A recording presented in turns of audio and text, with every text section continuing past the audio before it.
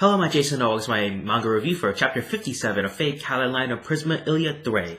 And so we have the follow-up of Chapter 56, where Miyu and Kuro are trying to take on Sakura, and Sakura takes on this new Dark Shadow form. Never really get a full name in the manga, but definitely looks like the Dark Shadow form she took on in Heaven's Feel.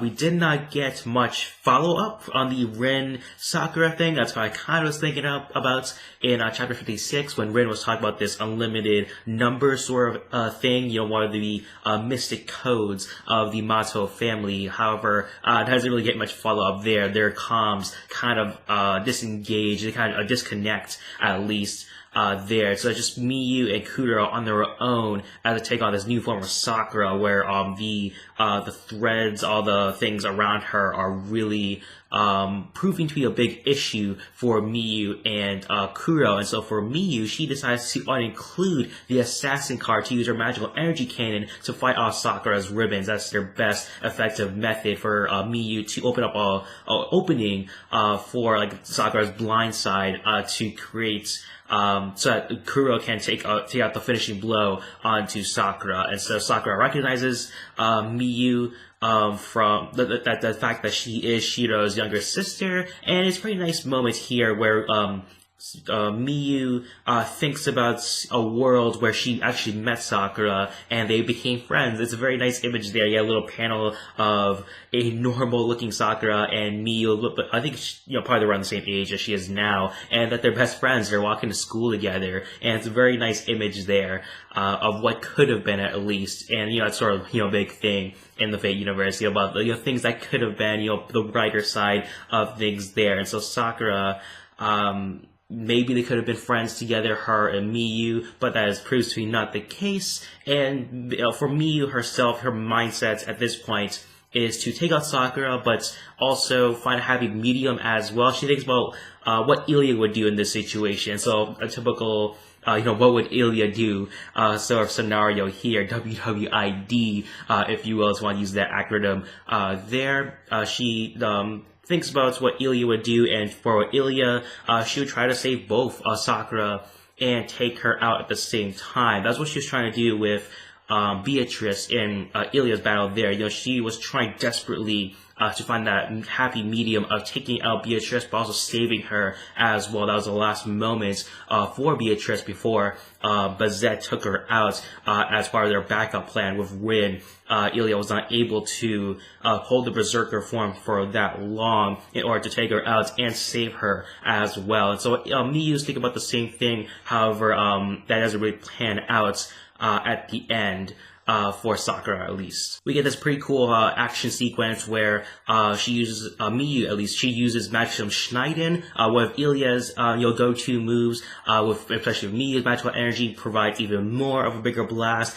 This creates an opening for Kuro to use Rule Breaker on Sakura, but Sakura, using her reflexes, sees it out right away and is about to use Rule Breaker on Kuro, and that's when Miyu jumps in, and instead of doing what Illya would do in this situation, she uses Gate Bolg onto Sakura, trying to stab her in the heart. However, Sakura does not have a heart. Plot twist there. She's even more darker than before. She's even lost humanity even more at this point. But it does wound Sakura at least, and she makes an escape, dives into the ocean to go somewhere, I guess, just to escape at least. So it's a very interesting method there for Sakura. I was assuming Sakura, especially her Berserker form, would go all out, trying to enact this plan for the Ainsworths. And however, our main objectives was to not kill Miyu. She's definitely a big part of their plans. Miyu is, and so it's pretty surprising that Sakura just ran off right away. And I'm not sure whether to see her again at some point. Whether we'll get a rematch between Kuro and Miyu against Sakura, or will Shiro finally get a one-on-one encounter with Sakura there? Miyu does mention that she's glad that he wasn't seeing or hearing this for Sakura at least. And so definitely teasing a little bit of that confrontation there perhaps in the future at least. But as Sakura jumps off to the ocean, Miyu and Kuro do see Illya's battle with all this thunder and lightning everywhere. And so it looks like the battle's kind of taking place at the same time, or maybe something else is going on, that Beatrice is not actually dead. And so that could be one or the other there.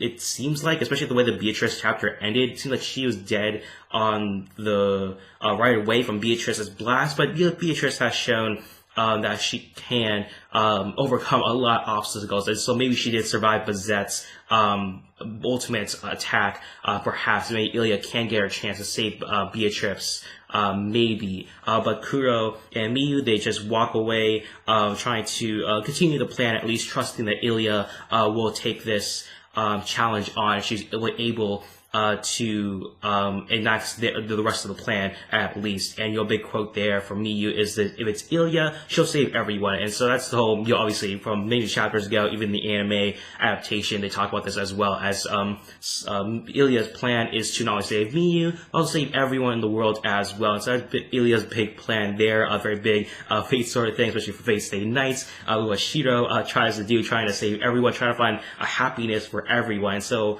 that will be a big theme, it seems like, coming up there, whether Illya can't exactly do all that there. Can her ambitions be fully realized, or will her ambitions be too big and will it cost her at some point? So that'll be something to look out for in future chapters. As for this chapter, though, I did ask before in my chapter 56 review for a much longer chapter, much more beefier chapter. We definitely got that here with some nice action scenes with Miyu trying to create an opening for Kuro, and that scene where Miyu is diving from the sky up above Sakura to use Gate Bulg on her. That's a very great scene there. Miyu always gets those badass moments there. So nice to see a more badass Miyu back again, as Threy really brought us more of a damsel in distress kind of type for Miyu, really accepting her fate as a sacrifice for the Holy Grail. We're seeing back to a new form of Miyu as well, especially seeing her mindset as well, seeing what Illya would do. That's what her mindset is, trying to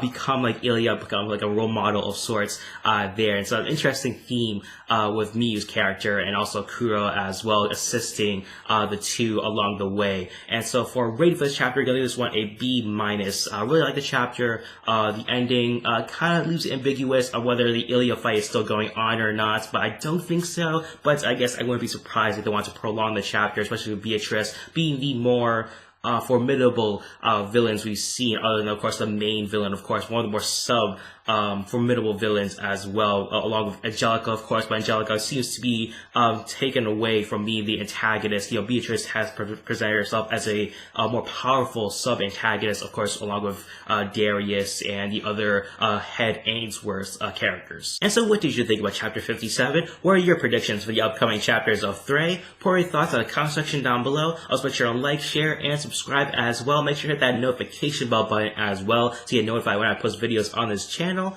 Thank you for watching my manga review for Chapter 57 of Fate Kaleid Line of Prisma Illya Threy. Who's my stay? Bye bye.